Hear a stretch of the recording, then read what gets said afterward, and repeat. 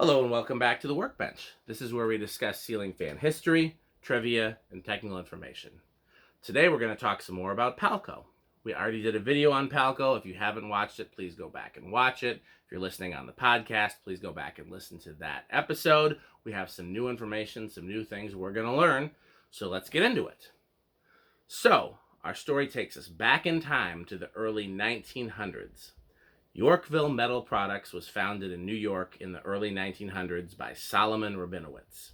They sold light fixtures and lamp parts to the lighting manufacturing industry and electrical and wiring devices to contractors. Yorkville Metal Products later became Yorkville Industries Incorporated. Solomon's son Marvin was in charge of exporting to the Caribbean and South America. Marvin left Yorkville, took his sales leader with, and founded Palco Electrical Sales in 1974. The sales leader's initials were PAL, which is where they got the name Palco. They imported the same products to the same region, so he was doing exactly the same thing but with his own company.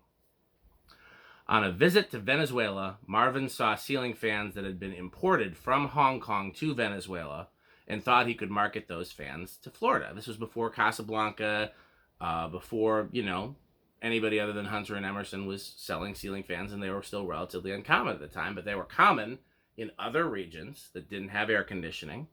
And so he saw the imported Hong Kong fans, the big metal blade industrial type fans, and was like, oh, these would be great in Florida. And so he founded Palco International with his son Alan, and put Alan in charge. So Alan is the grandson of Solomon, and there's now two Palcos.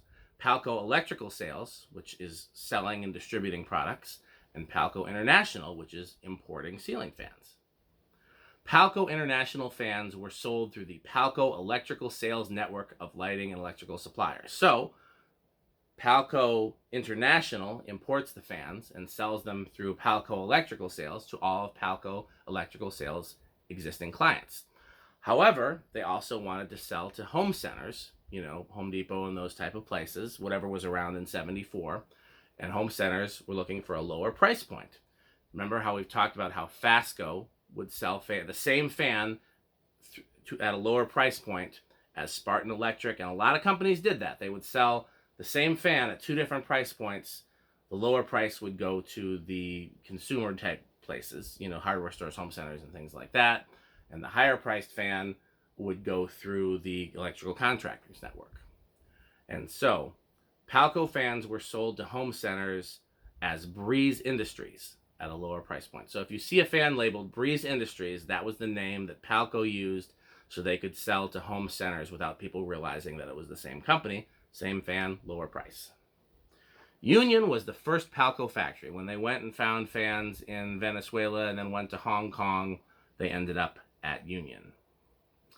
The second Palco factory was something called Far East Limited.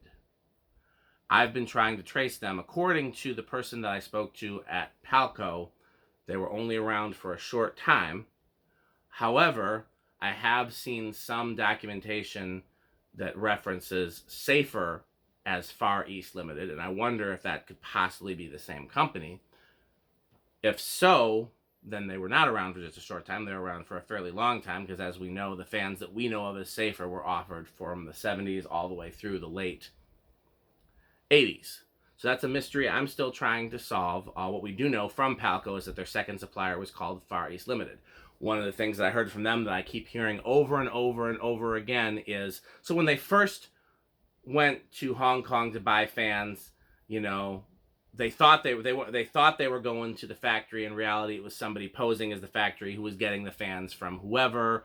Eventually, they went to Union because Union had just opened in 73 and so on and so forth. So a lot of times, even when you're a business, there's people, remember the story from Can-Arm where Robin Fan was claiming to be the factory and instead he was a middleman who was taking a certain percent off the top.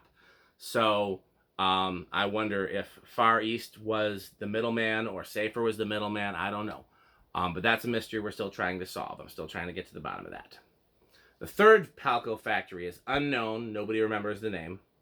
And then the final Palco factory that I assume made the ones that we associate as Palcos with the copper housing and, whatnot, was CEC. At some point, Palco or Classic Concepts, we talked about Classic Concepts before, and we'll talk about them again in a bit, also used TMT. TMT had an office in Hong Kong, but their factory was actually in China. The cane-bladed Palco was called the Yesteryear, and the cane-bladed Breeze Industries was called the Vintage. In 1980, Allen left Palco and founded Classic Concepts. So interestingly enough, Marvin left Solomon to do the same thing under a different name. Allen left Marvin to do the same thing under a different name. And in both cases, the son was competing with the father. And in some cases, put the father out of business. Because Palco didn't exist without Allen. So, in 1980, Allen left and founded Classic Concepts. Palco no longer had anyone dealing with Hong Kong. Hence, the last few years being relabeled as Emerson's. In the last video, we talked about how in the early 80s, Palcos were showing up as relabeled Emerson's, which confused the hell out of me. It makes sense now. Once Allen left Palco and his dad didn't have a contact to go to Hong Kong, Allen was the one dealing with Hong Kong. He just bought some domestic overstock fans, you know, looked like friction drives that were no longer being sold, relabeled them as Palco, and that was the last few shipments of Palco fans that were, satisfying his contracts. Can-Am Electronics was the Canadian arm of Classic Concepts. In addition to fans, they also sold smoke alarms. So that's kind of curious to me for those collectors out there who are into both fans and smoke alarms. There's a company that sold both. Can-Am Electronics. Look for them in Canada. They were not, that was Classic Concepts' name in Canada. CEC was the first Classic Concepts supplier, and after that they moved to a few factories in Taiwan. I don't know the name of the Taiwan factories.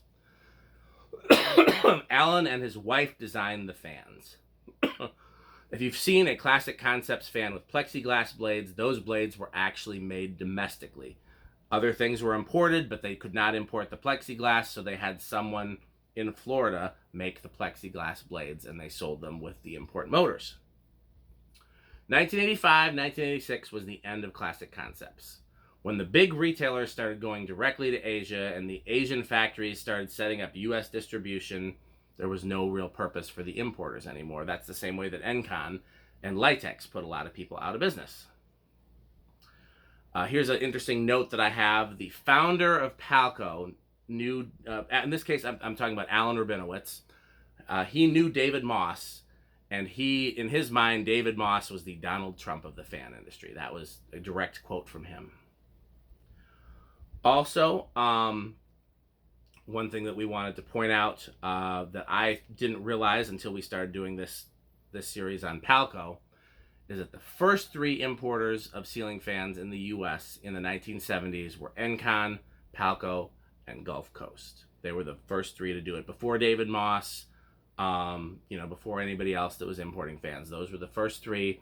You know, we hear about little small shipments of Westinghouse fans, small shipments of SMC fans through Granger and stuff like that. But in terms of companies that put their name on a fan that was being imported in full crates to the U.S., the very first three in the early 70s were Encon, Palco, and Gulf Coast. There you have it. That, I think, is all that there is to know about Palco. We still have a couple question marks about their suppliers, namely the second factory, which possibly Far East, Safer, we're looking into that, and the third factory, which we don't even know. So anyone wants to go back and look at the timeline of Palco fans, we might be able to solve some issues. The first Palcos were relabeled Unions. The second ones were Far East Industries, which possibly is the same thing as Safer. Then there's a third factory that we should look for because we don't even know what those were. And then the final factory was CEC. So I'm assuming that CEC made the copper ones with the vents and the ones like Pete loves. That I'm assuming those were CEC, which makes sense because the canopies are similar to CEC, motor structures similar to CEC, etc. So that's Palco. If you have enjoyed this series, please like, comment, and subscribe. If you're listening to the podcast, please subscribe wherever your podcasts are sold. If you want to get these videos before anyone else and you want to get some exclusive content that's not available publicly, then the Patreon is for you. Please subscribe, patreon.com/dspiffy. As always, thanks for watching and continue to support our sponsors. Lightstick, Fan Stick, and Taco Burrito Mexico. Thanks also to the Neon Fan Company. And the one way that you can support our sponsors is to buy Fan Stick. Thanks for watching.